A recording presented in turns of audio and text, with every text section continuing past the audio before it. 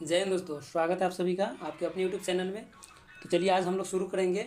हम लोग का अभी तक प्रैक्टिस सेट जो है सामान्य विज्ञान का रिमाइंडर बुक का वह 13 हो चुका है। आज हम लोग शुरू करेंगे 14 नंबर। तो चलिए 14 नंबर सेट अभ्यास सेट जो है वो शुरू करते हैं। आप लोगों के सामने पहला प्रश्न ये सामने रहा आप लोग के। क्या है पहला प्रश्न? पहला प्रश्न है आप लोगों का 1 नंबर प्रश्न है।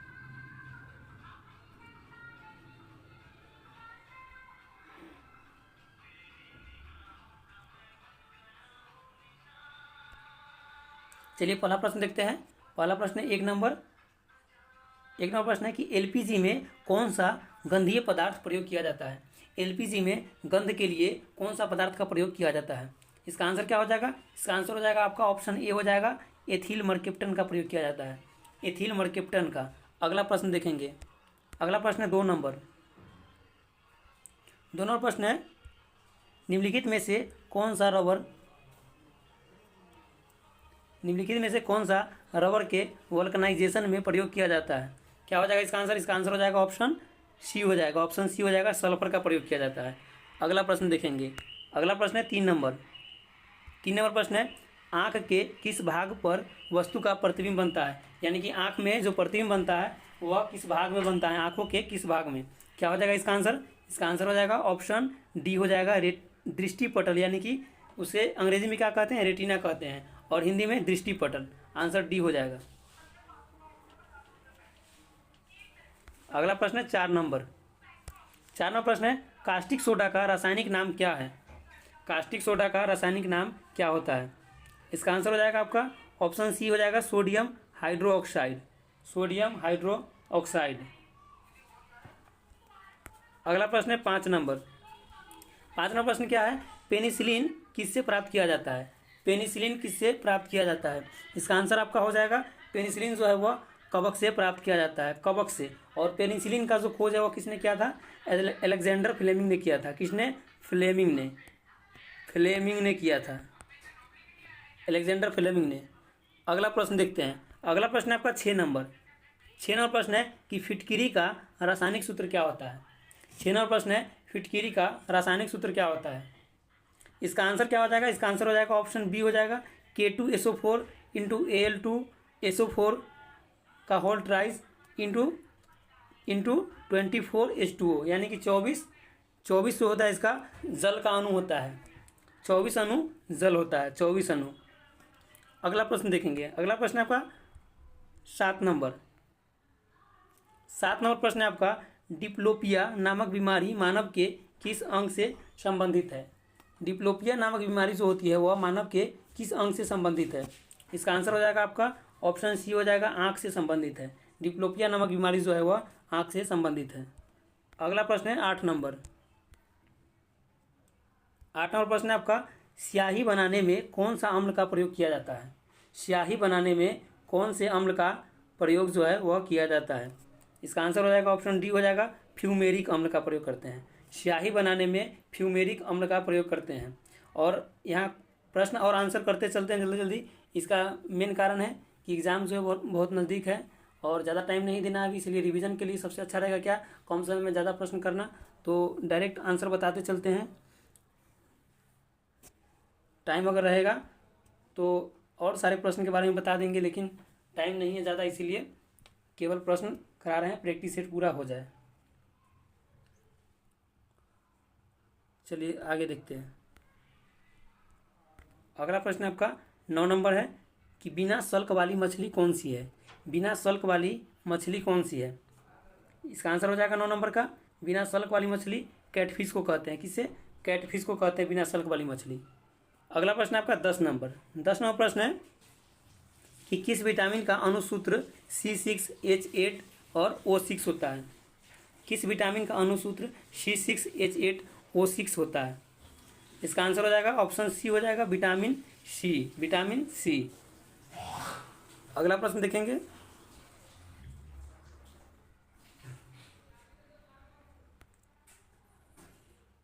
अगला प्रश्न है 11 नंबर प्रश्न है सुमिलित करना है सूची 1 और सूची 2 को मिलान करना है। चलिए हल्का ऊपर कर लेते हैं इसको, ऑप्शन दिखाई देगा। चलिए अब देखते हैं। दो ऑप्शन है यहाँ पर, देख लेंगे अगला ऑप्शन, पहले मिलान कर लेते हैं। पहला ये अर्जेंटाइट जो है, अर्जेंटाइट यानी कि इसे इसे क्या कहते हैं, सिल्वर का एस कहते हैं, ये हो जाएगा AgCl हो जाएगा।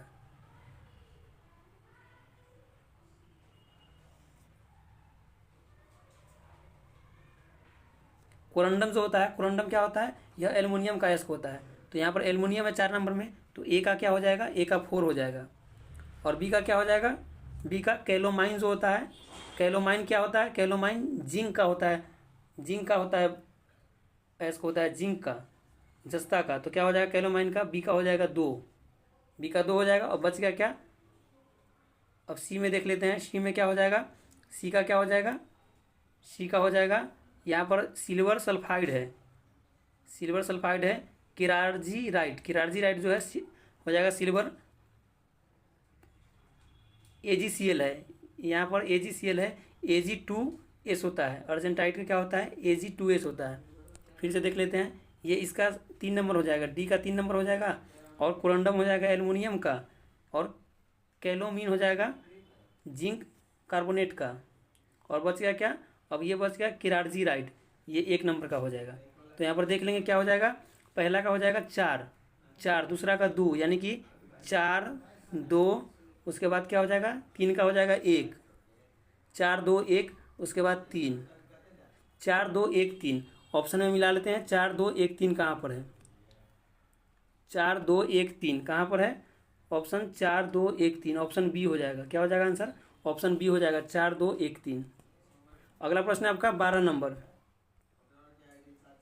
12 नंबर प्रश्न है आपका कि घेघा जिसे ग्वाइटर रोग भी कहते हैं, यह किस ग्रंथि के बढ़ने के कारण होता है। ग्वाइटर बीमारी जो होती है वह किस ग्रंथि के बढ़ने के कारण होता है। इसका आंसर क्या हो जाएगा, इसका आंसर हो जाएगा ऑप्शन ए हो जाएगा ऑप्टू ग्रंथि, यानी कि थायराइड ग्रंथि से क्या होता है, थायरोक्सिन स्रावित होता है, जिससे क्या होता है, घेघा रोग होता है। अगला प्रश्न आपका 13 नंबर, 13 नंबर प्रश्न है सेरेबेलम, सेरेबेलम निम्नलिखित में से किसका भाग है, सेरेबेलम जो है वह किसका भाग है। इसका आंसर क्या हो जाएगा, इसका आंसर हो जाएगा ऑप्शन सी हो जाएगा, मस्तिष्क का भाग है। मस्तिष्क का भाग क्या है, सेरेबेलम। अगला प्रश्न देखेंगे, अगला प्रश्न है 14 नंबर है। 14 नंबर प्रश्न है आपका इंसुलिन हार्मोन की खोज किसने किया था। इंसुलिन हार्मोन की खोज किसके द्वारा किया गया था। इसका आंसर क्या हो जाएगा, इसका आंसर हो जाएगा ऑप्शन ए हो जाएगा बेटिंग और वेस्ट के, बेटिंग एंड वेस्ट के, बेटिंग और वेस्ट के द्वारा खोजा गया था इंसुलिन हार्मोन। 15 नंबर देखेंगे प्रश्न, 15 नंबर प्रश्न आपका कि प्रिज्म के द्वारा विक्षेपण में किस रंग का विचलन सबसे अधिक होता है। यानी प्रिज्म के द्वारा जो रंगों का विक्षेपण होता है वह सबसे अधिक किसका होता है। इसका आंसर क्या हो जाएगा, इसका आंसर हो जाएगा ऑप्शन बी हो जाएगा, यानी कि सबसे अधिक जो प्रकीर्णन होता है वह किस रंग का होता है, बैगनी का होता है, और सबसे कम किसका होता है, लाल का।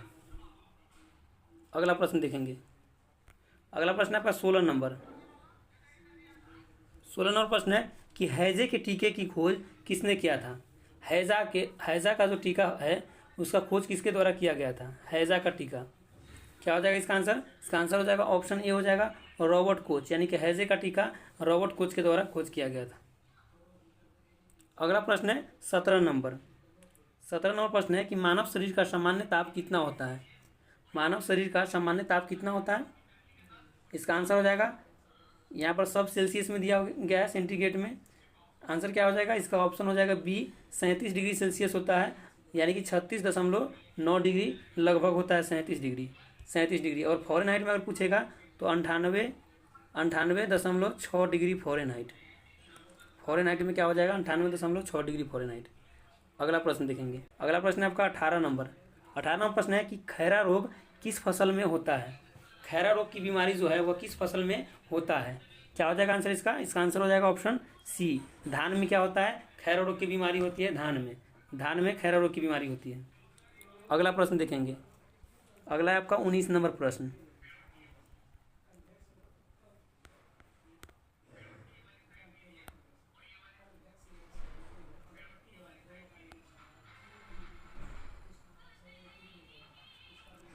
चलिए 19 नंबर प्रश्न देखेंगे। पहला प्रश्न है आपका 19 नंबर प्रश्न है 1 किलोग्राम प्रति सेंटीमीटर स्क्वायर दाब समतुल्य होता है किसके।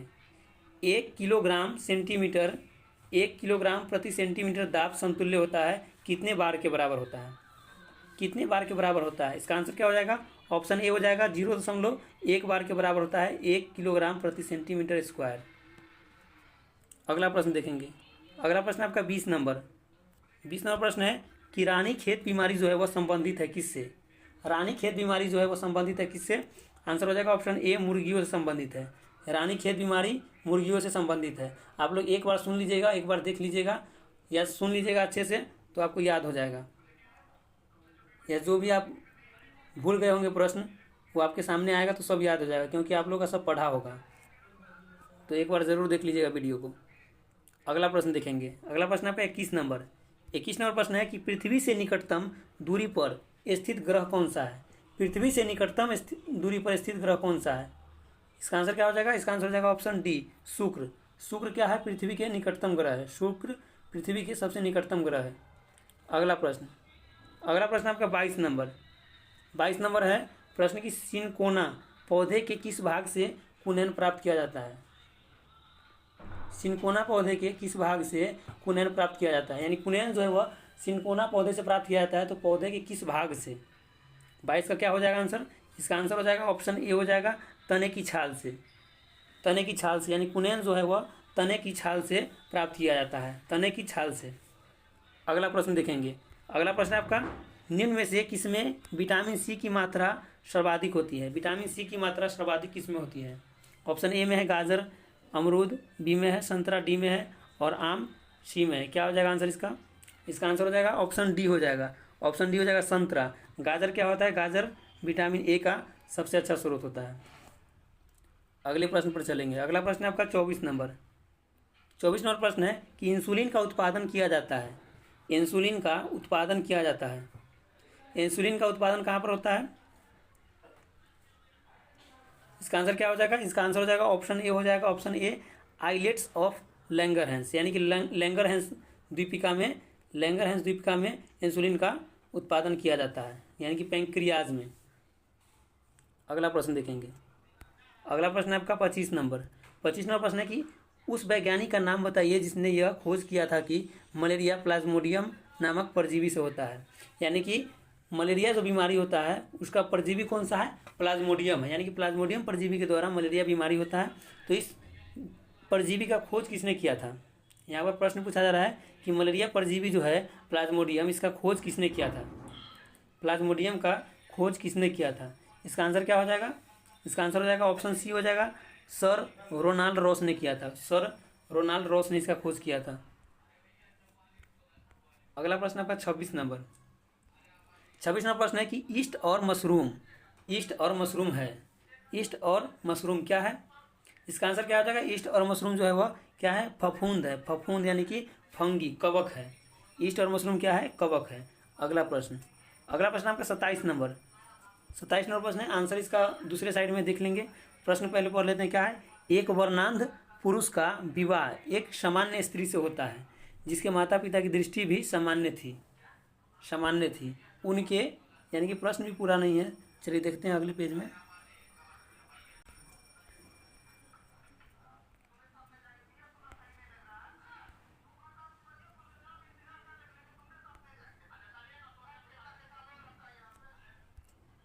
उनके बच्चों की निम्नलिखित में से कितने प्रतिशत की वर्णांध होने की संभावना है?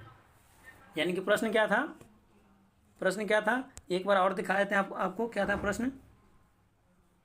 प्रश्न था कि एक वर्णांध पुरुष का विवाह एक सामान्य स्त्री से होता है।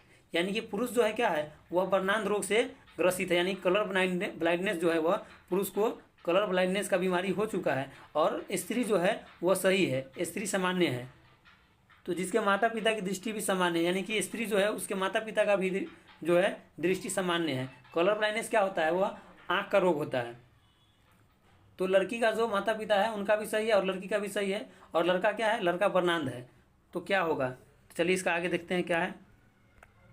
इसके आगे बच्चों की निम्नलिखित में से कितने प्रतिशत की वर्णांध होने की संभावना है? तो उसका जो बच्चा होगा, यानी कि दोनों लड़का और लड़की का जो शादी होगा तो दोनों के जो बच्चे होंगे, तो बच्चे में वर्णांधता होने की संभावना कितनी रहेगी?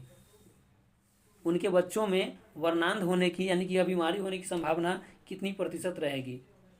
27 का आंसर क्या हो जाएगा? इसका आंसर हो जाएगा ऑप्शन डी, क्या हो जाएगा? Option D. यानी कि अगर लड़का अगर रहेगा वर्णांत ग्रसित रहेगा तो उसके बच्चे में यह नहीं होगा, और अगर लड़की को अगर यह बीमारी रहेगा तो यह उसके बच्चे में होने का चांस रहता है। लेकिन लड़का के पास अगर ये बीमारी है तो वह जरूरी नहीं है कि उसके बच्चे में होगा। अगला प्रश्न देखेंगे। अगला प्रश्न आपका 28 नंबर। 28 नंबर प्रश्न है कि पारिस्थितिकी तंत्र की संकल्पना को प्रस्तावित किया था। पारिस्थितिकी तंत्र की संकल्पना को किसने प्रस्तावित किया था? 28 नंबर। क्या हो जाएगा आंसर इसका? इसका आंसर हो जाएगा ऑप्शन डी हो जाएगा, एजी टॉन्सले ने किया था। पारिस्थितिकी तंत्र की संकल्पना एजी टॉन्सले के द्वारा प्रस्तावित किया गया था। अगला प्रश्न देखेंगे। अगला प्रश्न आपका 29 नंबर। 29 नंबर प्रश्न है कि डॉप्सन इकाई का प्रयोग किया जाता है। डॉप्सन इकाई का प्रयोग किया जाता है किसके लिए? इसका आंसर क्या हो जाएगा? इसका आंसर हो जाएगा ऑप्शन सी हो जाएगा, ओजोन परत की मोटाई नापने के लिए। ओजोन परत की मोटाई को मापने के लिए डॉप्सन का प्रयोग करते हैं। अगला प्रश्न देखेंगे। अगला प्रश्न आपका 30 नंबर। 30 नंबर प्रश्न है कि थैलेसीमिया के रोगों में शरीर निम्न में संश्लेषण की क्षमता नहीं रखता है। थैलेसीमिया बीमारी में शरीर जो है वह निम्न में से किसका संश्लेषण करने की क्षमता नहीं रखता है? किसका संश्लेषण करने की क्षमता नहीं रखता है? इसका आंसर क्या हो जाएगा 30 का? इसका आंसर हो जाएगा ऑप्शन सी हो जाएगा, हीमोग्लोबिन। यानी कि हीमोग्लोबिन के संश्लेषण करने की क्षमता खो देता है। थैलेसीमिया बीमारी से ग्रसित जो रोगी होगा वह हीमोग्लोबिन के संश्लेषण की क्षमता खो देता है। अगला प्रश्न है आपका 31 नंबर। 31 नंबर प्रश्न है आपका कि कार चलाते समय अपने पीछे के यातायात को देखने के लिए आप किस प्रकार के दर्पण का प्रयोग करते हैं? यानी कि कार में पश्चिम दृश्य देखने के लिए, यानी पीछे का दृश्य देखने के लिए किस दर्पण का प्रयोग किया जाता है? इसका आंसर हो जाएगा आपका ऑप्शन डी हो जाएगा, उत्तल दर्पण का प्रयोग करते हैं। किसका? उत्तल दर्पण का। अगला प्रश्न देखेंगे। अगला प्रश्न आपका 32 नंबर। 32 नंबर प्रश्न है कि निम्न में से कौन सी धातु बिजली की सबसे अधिक सुचालक है? बिजली की सबसे अधिक सुचालक धातु कौन सी है? इसका आंसर हो जाएगा ऑप्शन बी हो जाएगा, चांदी हो जाएगा। चांदी जो है वह सबसे अधिक विद्युत का और ऊष्मा का दोनों का सुचालक है। अगला प्रश्न है आपका 33 नंबर। 33 नंबर प्रश्न है कि भोपाल में ऋषि गैस का नाम क्या है? यानी कि भोपाल में जो गैस रिसाव हुआ था 1984 में हुआ था, 1984 में हुआ था भोपाल में, तो यह गैस कौन सा था? यह गैस कौन सा था? इसका आंसर क्या हो जाएगा? इसका आंसर हो जाएगा 33 का आंसर क्या हो जाएगा? इसका आंसर हो जाएगा आपका ऑप्शन ए हो जाएगा, मिथाइल आइसोसाइनेट। Methyl isocyanate. यहाँ पर देखिए थोड़ा सा कंफ्यूजन करने के लिए यहाँ पर दिया गया है, ऑप्शन डी में क्या है? मिथाइल आइसोसाइनाइड है। इस पर ध्यान दीजिएगा, क्या हो जाएगा? साइनाइट हो जाएगा, साइनेट हो जाएगा। मिथाइल आइसोसाइनेट हो जाएगा, साइनाइड नहीं होगा। अगला प्रश्न देखते हैं। अगला प्रश्न आपका 34 नंबर। गुरुजल क्या है? गुरुजल क्या है? गुरुजल किसे कहते हैं? 34 का क्या हो जाएगा आंसर? गुरुजल क्या है? इसका आंसर हो जाएगा ऑप्शन ए हो जाएगा, ऑक्सीजन और हेवी हाइड्रोजन दोनों के सम्मिलित रूप को क्या कहते हैं? गुरुजल कहते हैं। ऑक्सीजन और हेवी हाइड्रोजन के सम्मिलित रूप को क्या कहते हैं? गुरुजल कहते हैं, गुरुजल। अगला प्रश्न है आपका 35 नंबर। 35 नंबर प्रश्न है आपका कि अग्निशमन यानी कि फायर ब्रिगेड में कौन सी गैस का प्रयोग किया जाता है? कौन सी गैस काम में आती है? अग्निशमन में कौन सी गैस काम आती है? इसका आंसर क्या हो जाएगा? 35 का आंसर क्या हो जाएगा? इसका आंसर हो जाएगा ऑप्शन ए हो जाएगा, कार्बन डाइऑक्साइड। यानी कि फायर ब्रिगेड में, अग्निशमन में कार्बन डाइऑक्साइड गैस का प्रयोग किया जाता है। अगला प्रश्न आपका 36 नंबर। 36 नंबर प्रश्न है, कौन सी परिस्थिति में चंद्र ग्रहण होता है? कौन सी परिस्थिति में चंद्र ग्रहण होता है? क्या हो जाएगा आंसर? इसका आंसर हो जाएगा 9 चंद्रन में। 9 चंद्रन में क्या होता है? चंद्र ग्रहण होता है। अगला प्रश्न, अगला 37 नंबर प्रश्न होगा।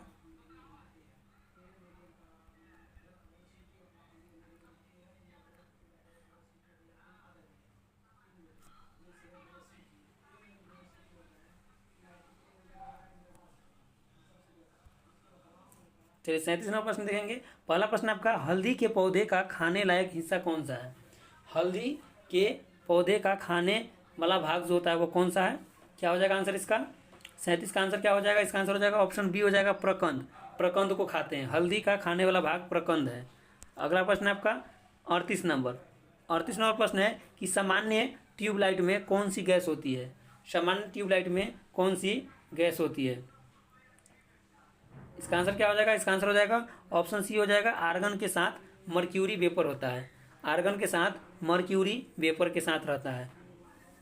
अगला प्रश्न आपका 39 नंबर। 39वां प्रश्न है कि मनुष्य के शरीर में पसलियों के कितने जोड़े होते हैं? मनुष्य के शरीर में पसलियों के कितने जोड़े होते हैं? क्या हो जाएगा आंसर इसका? इसका आंसर हो जाएगा ऑप्शन ए हो जाएगा, मनुष्य के शरीर में 12 जोड़ी पसली होते हैं। अगला प्रश्न है आपका 40 नंबर। 40 नंबर प्रश्न है आपका कि निम्नलिखित में से कौन सा मिश्र धातु नहीं है? मिश्र धातु नहीं है। क्या हो जाएगा आंसर इसका? 40 का आंसर क्या हो जाएगा? इसका आंसर हो जाएगा ऑप्शन डी हो जाएगा। ऑप्शन डी हो जाएगा तांबा, क्योंकि पीतल जो है तांबा और जस्ता का मिश्रण है, स्टील भी मिश्रण है, निकेल, क्रोमियम, कार्बन ये सब का मिश्रण है, ब्रॉन्ज भी मिश्रण है। आंसर क्या हो जाएगा इसका? इसका आंसर हो जाएगा ऑप्शन डी हो जाएगा तांबा। तांबा मिश्रण नहीं है। अगला प्रश्न है आपका 41 नंबर। 41 नंबर प्रश्न है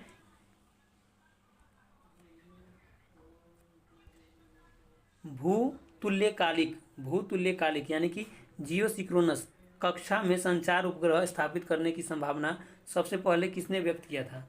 यानी कि जियोसिंक्रोनस कक्षा में संचार उपग्रह स्थापित करने के लिए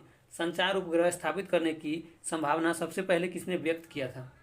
क्या हो जाएगा आंसर इसका? इसका आंसर हो जाएगा ऑप्शन सी हो जाएगा, आर्थर सी क्लार्क ने किया था। यानी कि जियोसिंक्रोनस कक्षा में संचार उपग्रह स्थापित करने का संभावना सबसे पहले किसने व्यक्त किया था? आर्थर सी क्लार्क ने। अगला प्रश्न है आपका 42 नंबर। 42 नंबर प्रश्न है क्लोरोफिल प्रकाश के किस घटक को परावर्तित करता है? क्लोरोफिल प्रकाश के किस घटक को परावर्तित करता है? इसका आंसर क्या हो जाएगा? इसका आंसर हो जाएगा ऑप्शन डी हो जाएगा, हरा प्रकाश को। क्लोरोफिल क्या करता है? हरा प्रकाश को क्या करता है? परावर्तित करता है। अगला प्रश्न है आपका 43 नंबर।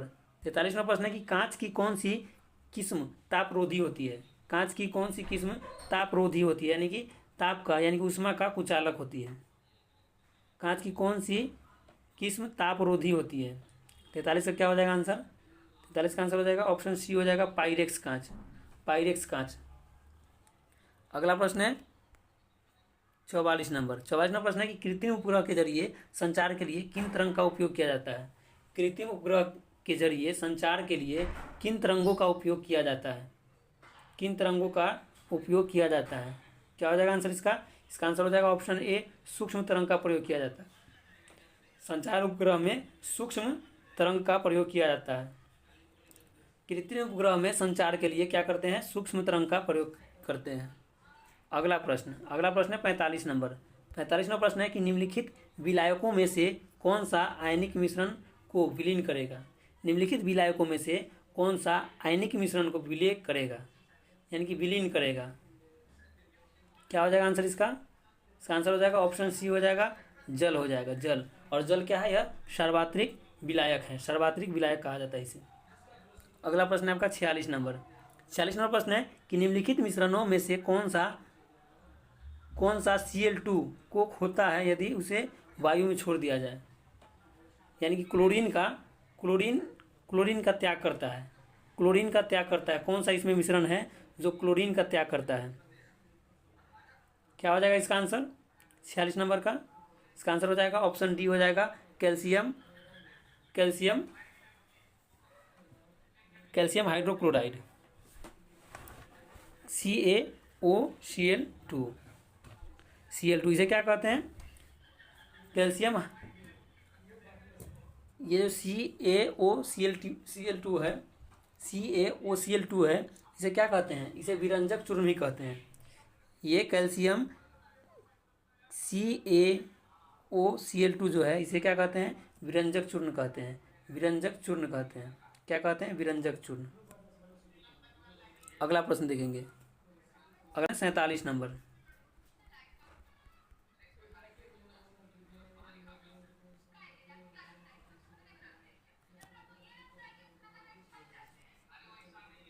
47 नंबर प्रश्न है कच्ची गाजर किसका अच्छा स्रोत है? ये क्या हो जाएगा इसका आंसर? इसका आंसर हो जाएगा ऑप्शन ए हो जाएगा, विटामिन ए का स्रोत। यानी कि गाजर जो है वह विटामिन ए का स्रोत है। अगला प्रश्न देखेंगे। अगला प्रश्न है आपका 48 नंबर। 48 नंबर प्रश्न है कि लाल रक्त कण किस में उत्पन्न होते हैं। लाल रक्त कण जो है वह उत्पन्न किए जाते हैं किस में। 48 का क्या हो जाएगा आंसर, इसका आंसर हो जाएगा ऑप्शन सी हो जाएगा, अस्थि मज्जा में। अस्थि मज्जा में लाल रक्त कण और श्वेत रक्त कण ये सब निर्मित होते हैं। अगला प्रश्न है 49 नंबर। 49वां प्रश्न है कि दो वस्तुओं के मध्य कोणीय दूरी मापन के लिए कौन सा यंत्र प्रयुक्त किया जाता है।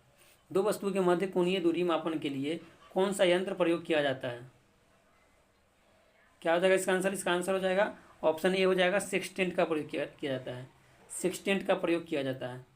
अगला प्रश्न है 14 नंबर प्रैक्टिस सेट का लास्ट प्रश्न है आपका।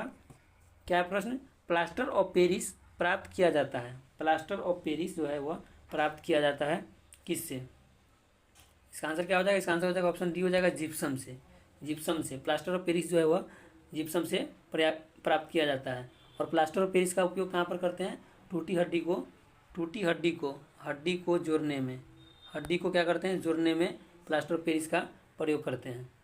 जिप्सम को गर्म करते हैं तो क्या होता है, प्लास्टर ऑफ पेरिस प्राप्त होता है। चलिए लास्ट प्रश्न है 14 नंबर सेट का, और 15 नंबर सेट अगले क्लास में मिलेगा।